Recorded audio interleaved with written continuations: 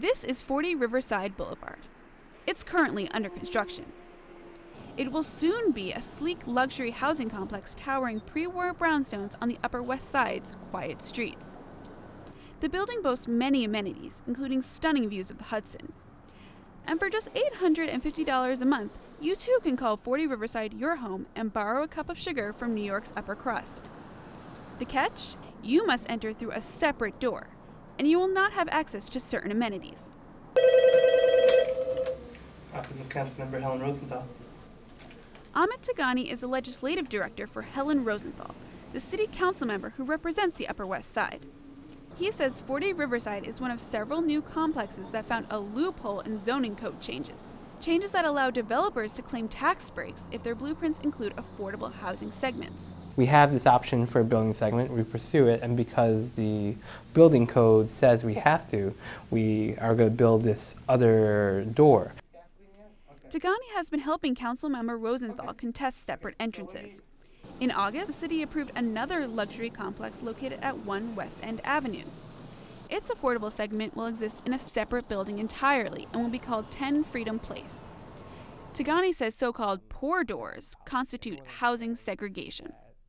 This kind of building segment where people are told to go in through different doors is not true to the spirit of integration and economic integration that these programs are supposed to foster. But not all Upper West Siders agree. I live at 60 Riverside Boulevard. Resident Michael Scholler will be next-door neighbors with 40 Riverside's new tenants. He says they'll be lucky to be living in the Upper West Side, where amenities like good schools, clean parks, and public safety are available to all. You get a new, clean, beautiful environment.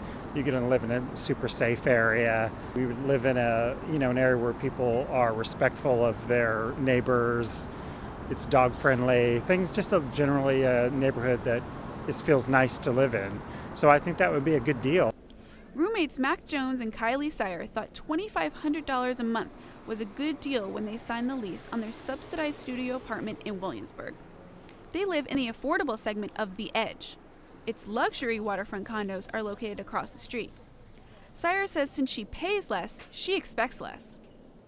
Like with all the different amenities over there, like I knew beforehand everything that was over there, and when I signed my lease, it was very upfront that like we weren't allowed access to that place.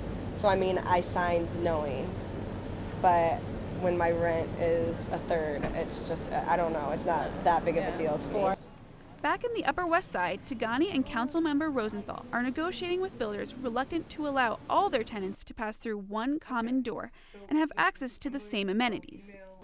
So far, they have succeeded in negotiations with developer TF Cornerstone, whose massive high-rise on West 57th Street is expected to open its single front door in 2017. For NYU Tonight, I'm Brittany Mania.